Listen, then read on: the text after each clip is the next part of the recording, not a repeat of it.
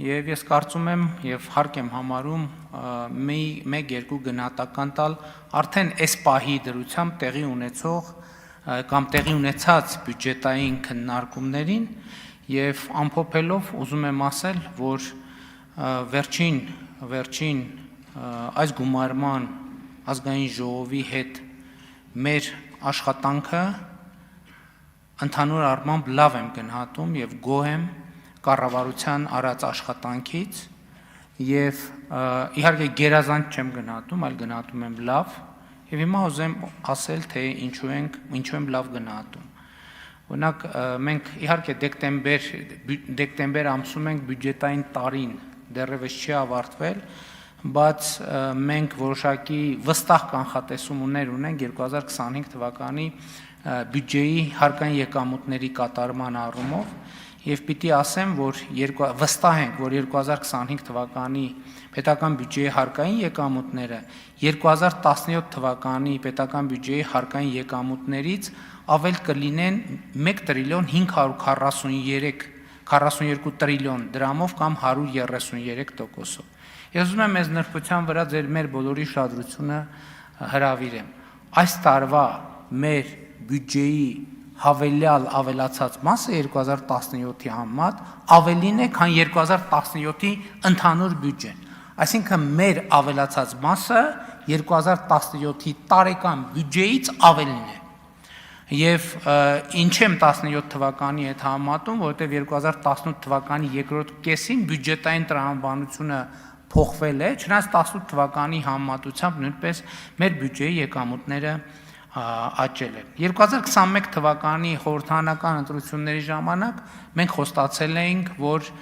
միջինում տարեկան կապահովենք 7% տնտեսական աճ։ Այս խոստումը լի կատարված է, որովհետև վստահ ենք, որ 5 տարիների արդյունքում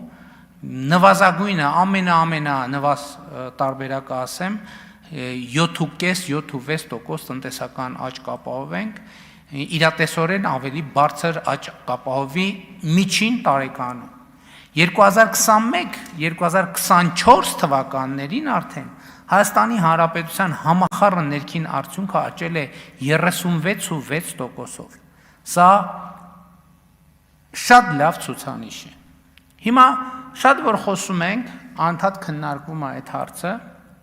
խոսվում է այն մասին, ասում են շատ լավ, խոսում եք բյուջեի աճ, տնտեսական աճ եւ այլն, աշխատավարձերի աճ, աշխատատեղերի աճ, բայց լավ մարդկանց կյանքի վրա դա ոնց է ազդել։ Հիշում եք նաեւ հանձնաժողովի քննարկումների ժամանակ ես այս հարցին անդրադարձել եմ եւ ուզում եմ այս հարցին նույնպես պատասխանել փորձագիտական եզրակացությունների հիման վրա։ Գիտեք, ինձ մեր տնտեսագետ գործընկերները հուշել են, որ այդ հարցի պատասխանը կարող է տալ այսպես կոչված ջինի գործակիցը, որը ցույց է տալիս, թե երկրում գեներացված եկամուտները ինչքանով են հավասարաբար բաշխվում բնակչության միջև։ Եվ վերջին ցուցանիշներով Հայաստանի Հանրապետությունը էական բարելավում է ունեցել այս տեսակետից